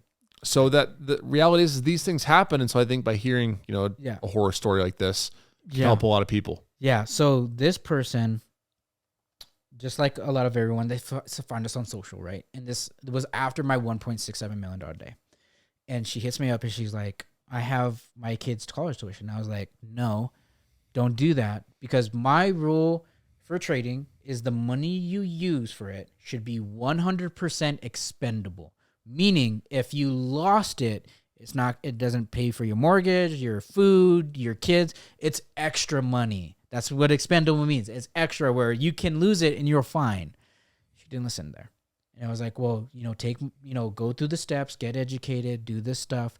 Didn't listen. Went into the live trading. First day, she made 30 racks. And that was probably the worst thing that could have happened for her. Dude, it was the absolute worst. The worst. It was the worst thing, because what happened was, oh my God, I can do this. Yep. The worst thing that can happen to a new trader is making a lot of money. And so she made 30 racks the first day. And I messaging her and I'm like, you are going to lose your money. Like, I need you to listen to me, please. And so the second day, she made 50 racks. Oh no. Oh yes, but oh no. Yeah. And so she's like, at this point, she's on a high.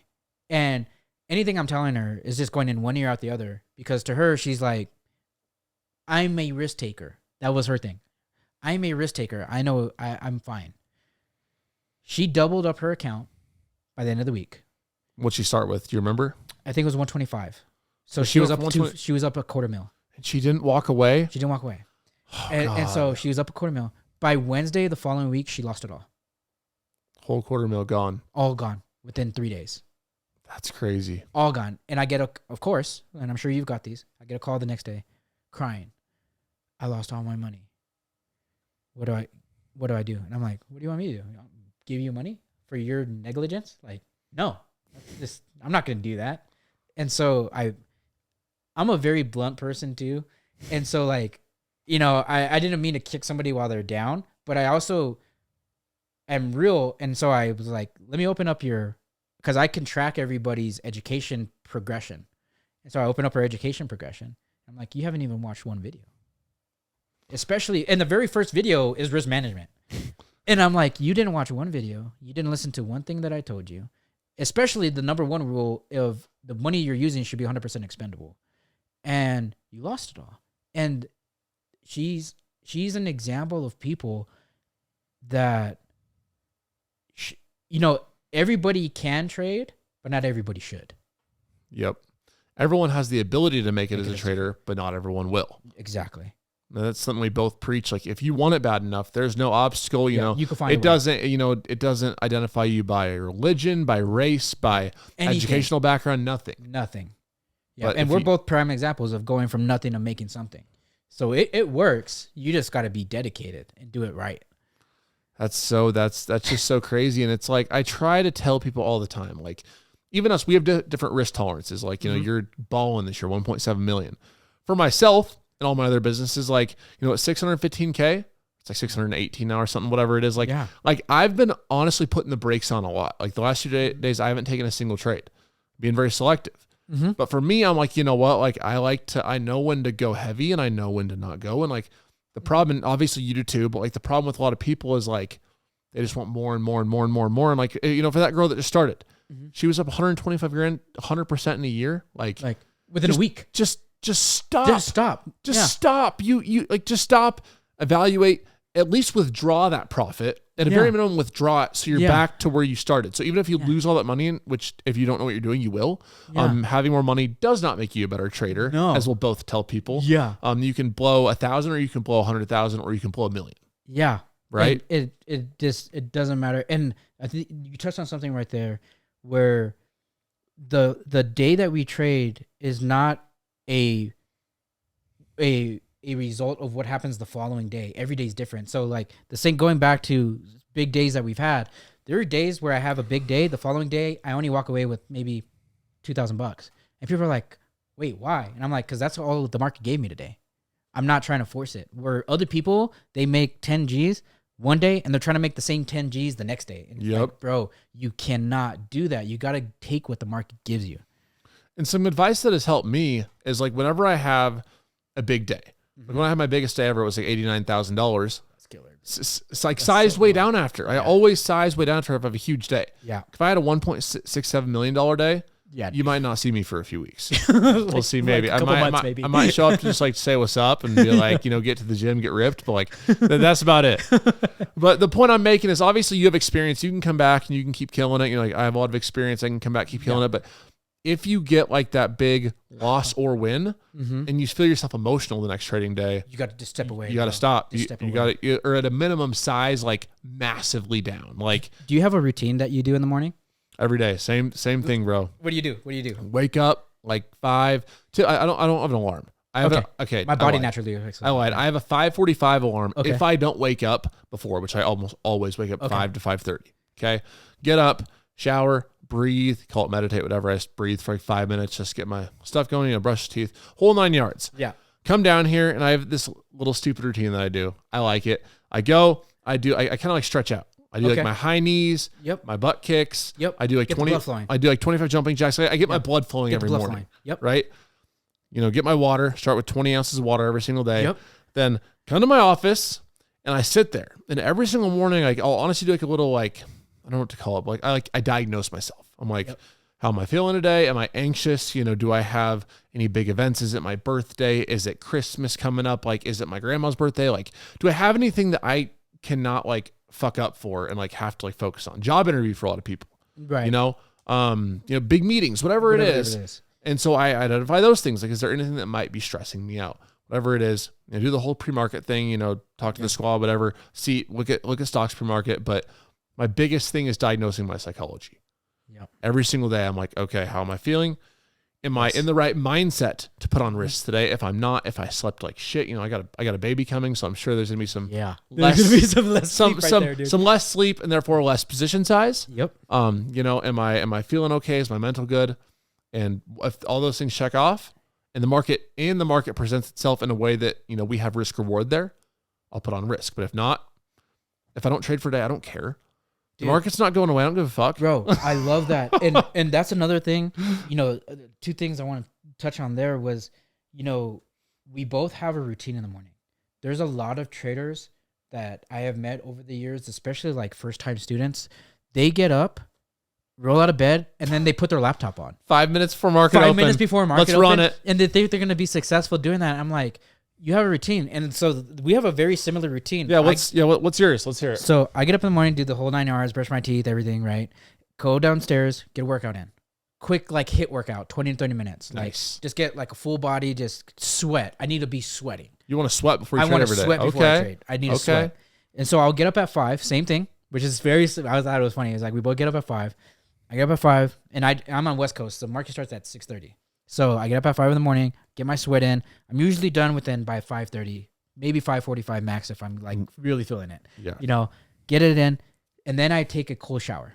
Cold shower, love that. Just super cold, just like whatever. I make sure I don't eat, and I make sure I stop eating at a certain time the night before. Do you intermittent fast?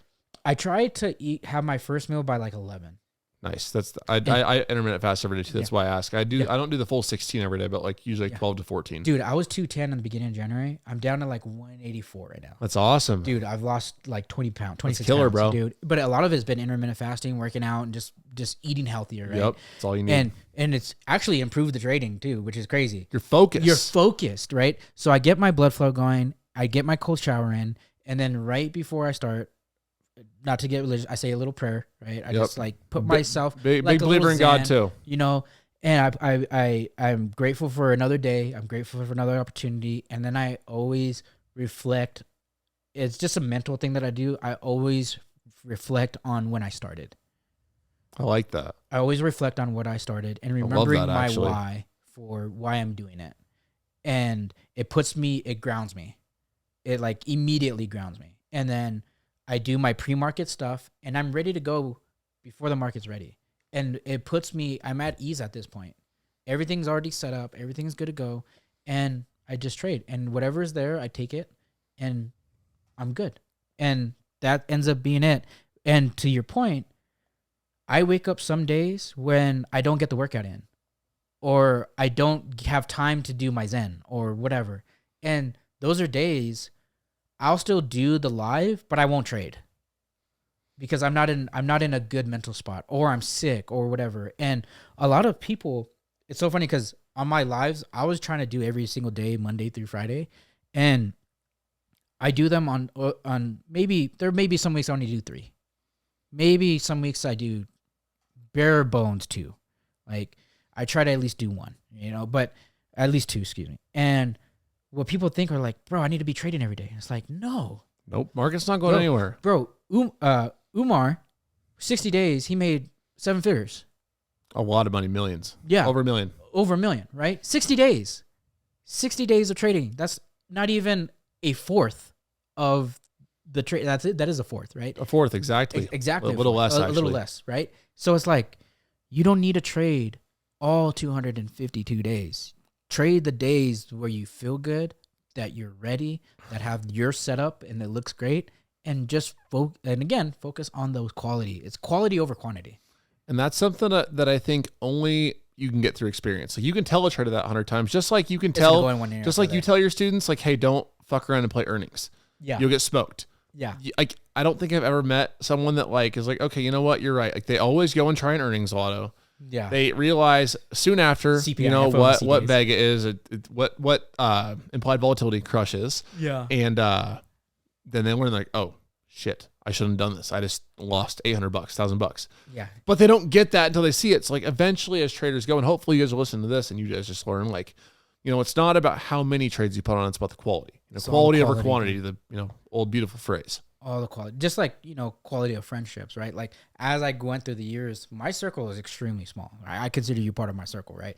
And what you realize is quality of people and who's within your network, because what the saying is, you're the sum of your 5 closest friends. Yep. And those 5 friends should be at the same, or if not above you, to continue to challenge and grow you, right? And so it's the same thing with trading. You realize, and this is what I tell traders too, the more trades you take in a day doesn't necessarily mean the more money you're going to make. Yep. The longer you're in the trade or within the day doesn't necessarily mean the more money you're going to make. Oh gosh, no. Does not going to mean, you could be there from 6:30 to 1. At that point, it's a job. You might as well, and you may lose money. You might as well just go work at In-N-Out and make the $300, bro. Like you're defeating the purpose and the premise of what trading should be, which is to help provide freedom and make money within a shorter amount of time. Yeah, and that's what another thing too is there's so many traders that think like, I need to sit here all day and stare at the screens. No. You trade the first hour, maybe 2 max. Maybe 2 max. Too. Even the day that not the $1.67 million, but yesterday when not the $1.6 million day, the $200K day. Yeah. Like I'm getting them mixed up. Yeah, but yesterday, fucker. Sorry, awesome. But yesterday when I made over 250. Part of that day, I went on a 3-mile walk with my wife and son. I went away from my laptop. That's crazy. I didn't look at my charts. All I did though is when I am away, I set price alerts. And this way it's like, hey, if it drops and I'm on a walk, I could just simply get on my phone and close out my position. Easy, right? Where it's like, hey, I can now just go and enjoy my day. And that's what trading should be. And that's why we say, you should trade to then not trade, because eventually you want to have enough money to grow where that money's growing passive, where it's like, I don't even need to actively trade today. I have my money growing in some account that is compounding year after year.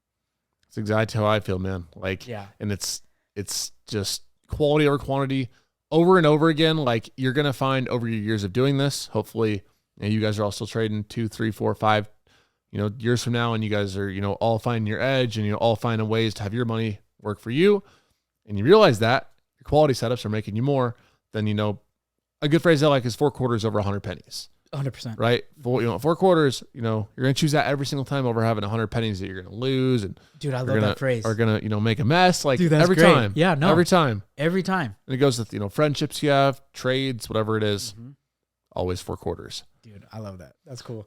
So shifting gears a little bit, I'm curious, what's next for Andrew, Stock Market Wolf? What's next in your trading? And also, 2-part question. What do you think the next step for many traders are that are just on that edge and are how young Andrew was, looking to make that next leg up in their trading and become consistent? Yeah. 2-part question. 2-part questions. So the first part is what's next for me. So for me, I want, for the longest time, I stopped doing stuff for free per se, but I realized there's so much knowledge to give. So I'm starting to do YouTube again and starting to give out more free content, which, came through your advice and other people's advice. And, it's important. And I'm at a stage where, again, I don't need the memberships, right? So it's nice to have because it's another stream of income, but at this point, someone can watch free stuff, and if they take it and it helps them in some way, hey, it helps them, and that's how I got to look at it. And so I'm trying to do more of that, but my ultimate goal is within the next 5, I'll give myself 7. I'll put it by myself right in the middle. Within the next 7 years, I want to be done with everything. Just completely done. And you're only going to hear from me from the people that have my number. And I'll let you guys know how he's doing. Yeah. You'll let me know how he's doing. And I want to have all my investments working for me, and mainly focus a lot on real estate and having my investment account continue to compound and grow, and just enjoy, within the next 7 years, my youngest will be 9. He'll be 9. The older ones would be older. Like Tay would be, older. He's 13 right now. He'll be 20. The 5-year-old would be 12, 13. So they will be much older, where I can have more time with the wife and just, maybe travel, leave them with the grandparents, and just enjoy the fruit of the labor, is what I call it, right? And enjoy the fruit of the labor. Enjoy the fruit of my labor and really just zen out. My view is having a piece of land with a nice lake view and, maybe some farm animals or something, right? And, just hang out and chill and have multiple properties make me passive income that provides for our food, and those investments that I make continue to grow and compound. And I teach my 13-year-old. My 13-year-old knows how to trade. You teaching him how to trade? He knows how to trade. And that's awesome. I gave him an Dad of the incentive. year. Generational wealth, right? And part of generational wealth is not just leaving the assets behind, the money behind. You also got to leave the knowledge behind. Yes. And especially in today's world, not having an online skill, whether it's trading or coding or affiliate something, you're going to be left behind. And so I'm teaching him because during his time, it's going to be even harder. And he needs to be able to manage the assets that are left for him. And so he learns how to trade, and there's strategy for him. But leaving all that behind and being in a spot where it's like, I know I'm good. I know my wife is good. I know my kids are good. And I know that their kids is kids. As long as they continue to pass down this knowledge, are going to be good. And I feel like there's always one person in the family that opens the door for the generational wealth. And for me, I feel like I'm it. That's you. It is you. That's awesome. And so I feel like I have a huge responsibility. The next piece, aside from just focusing on myself, is doing bigger things for others. Like, I really want to start some type of thing for single parents, because I was a single parent, where a lot of single parents don't get help like I did. I had my parents helping me. I had a place to stay. I had them watch the kid when I was going to school and stuff. A lot of people don't have that, so they'll never get that opportunity to put in that work. I want to be that light for them, helping people with cancer or whatever. Ultimately, it's just starting a bunch of charities and foundations and places for free to give people a sense of light. That's awesome. Yeah, that's my ultimate end goal. It's incredible. It's so much value to people, and it's the cars and shit is cool, whatever, but like, that's how you get remembered. Yeah. That's what people are going to remember Andrew as. Yeah. And even like, this is nothing apples to oranges to, building charities and foundations, but like, even like with this podcast. Yeah. 100%. People were, I had a few people that were telling me, they're like, So you're just going to bring all your competition on the podcast and like, just give everyone else like publicity. And it's like, for me, it's like, for one, I don't see like, you as competition. I don't see anyone as competition. No, man. And I want to be remembered, as you do, as like, Jdun helped me learn how to trade. He didn't he put the ego aside, all that aside, and like brought good, valuable people like yourself on and helped me, inspired me. And so like, in the end, like, the impact you make on other people and what you do for other people is much more important than any financial gain. 100%, dude. And that's where me and you zen right there, bro. That's like, badass. There's a 1-for-1 correlation. Yes, sir, baby. Zen. Yeah. For other people, what was the question? I guess, what do you think the next steps are for any type of trader who is, maybe they've been trading for a little bit, maybe they're just starting, but when they want to get over that hump, like when they're like young Andrew was like, just like, I'm going to figure this out no matter what. Might be struggling, might not be. Like, what are the next steps for them? Yeah. Level up. I think one, for people to level up, it's, again, surround yourself with quality people. So get yourself a quality mentor if you can, which will help alleviate time. Now, you can do it all by yourself, but it's going to cost you time and money, right? I always say you're going to owe the market a tuition. You're either going to pay somebody to help teach you and help expedite your learning curve, or you're going to learn on your own and you're going to pay the market through your losses. And I guarantee you one's going to be more expensive, 100%, which is going to be on your own. It's going to cost you time and it's going to cost you money. However, you can still learn from it. But I think where people are struggling, and if there are people struggling, where it really comes down to is tracking your trades every day. And it's not so much, hey, this is where I got in, this is where I got out, here is my P&L. It's also looking at, why did I even take this trade?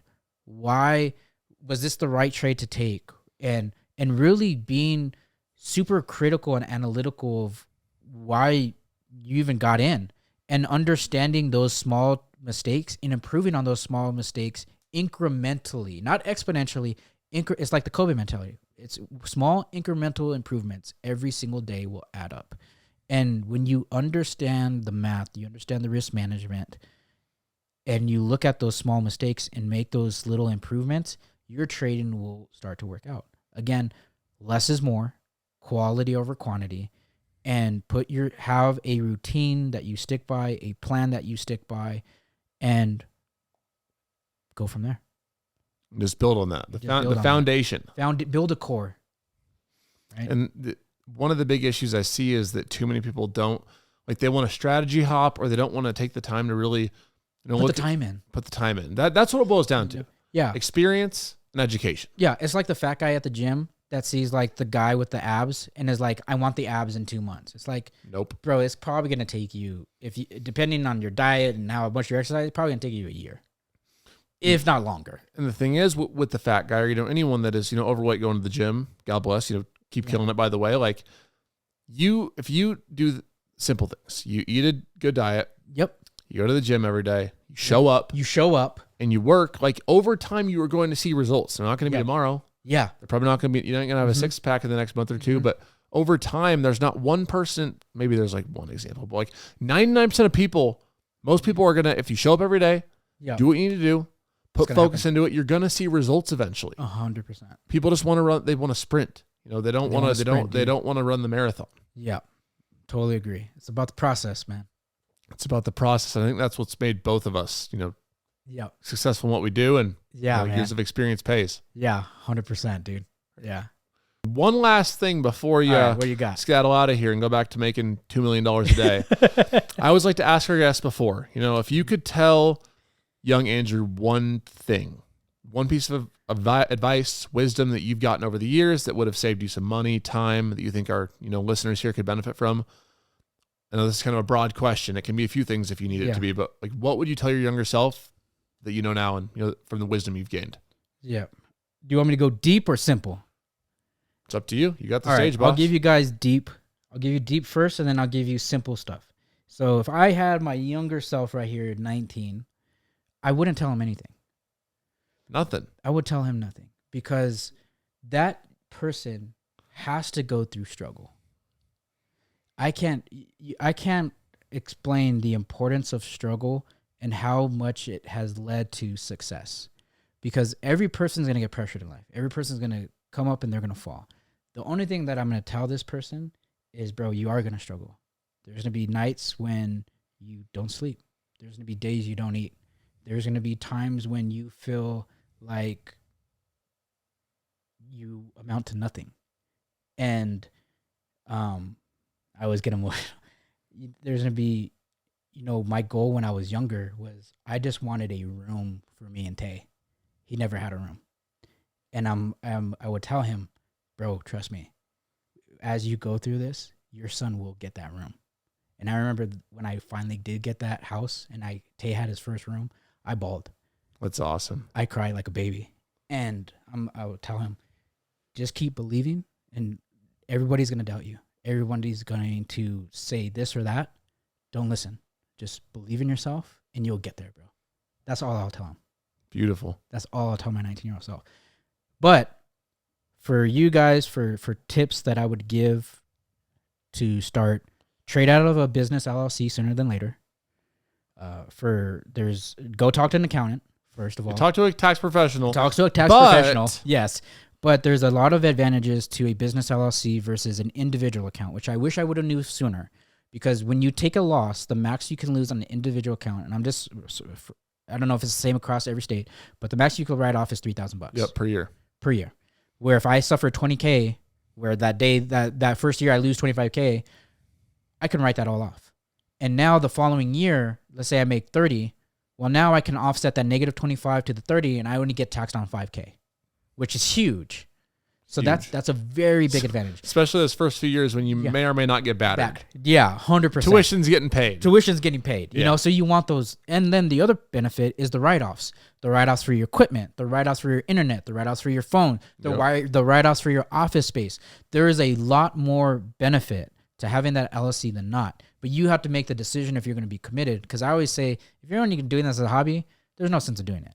But if you at least can see yourself doing this, then do it sooner than later. The other thing I would tell my younger self is, and I did it, but a lot of people don't do this. So invest early. Invest as early as possible because you want that money to compound. And at some point, you want it automated where it just comes out of your checking or wherever it comes out of, and you don't even look at it. It just works like paper. It just works automatic. And now you just have money growing and you don't even have to think about it. So the sooner you can do some of those things, and especially the investing, the more you are setting up your life for the future. And that's what I would also tell myself is utilize these tools to think about long-term stuff. Stop focusing on wanting to buy and look cool or the Rolexes or this. The biggest flex is time to be able to do whatever you want with whoever you want, whenever you want, wherever you want. Truth. Ultimate flex. It really is. It really is. At first you come into money, you think I want to buy this and that, but for example, myself, I think back and I'm like, damn, I can't remember the last time I worried about swiping my card. Yeah, how blessed is that, dude? Yeah. I went to when I met my wife. This is side convo here, but when I met my wife, I took her to this restaurant, and same thing, dude. Is Andrew and his card doesn't go through. Oh no. It's our first date. And must be fraud. Yeah. I was just like, I was so gassed. Fast forward, we go to the same restaurant with the whole family. And I'm talking about not just my family and her family. And there is maybe 30 of us. Here's the card. Pay the bill. I didn't even look at the bill. I just now when I go to restaurants or if I go to the store, here's the card. I don't even look at the receipt. Here's the card. Just me too. Just pay a waiter.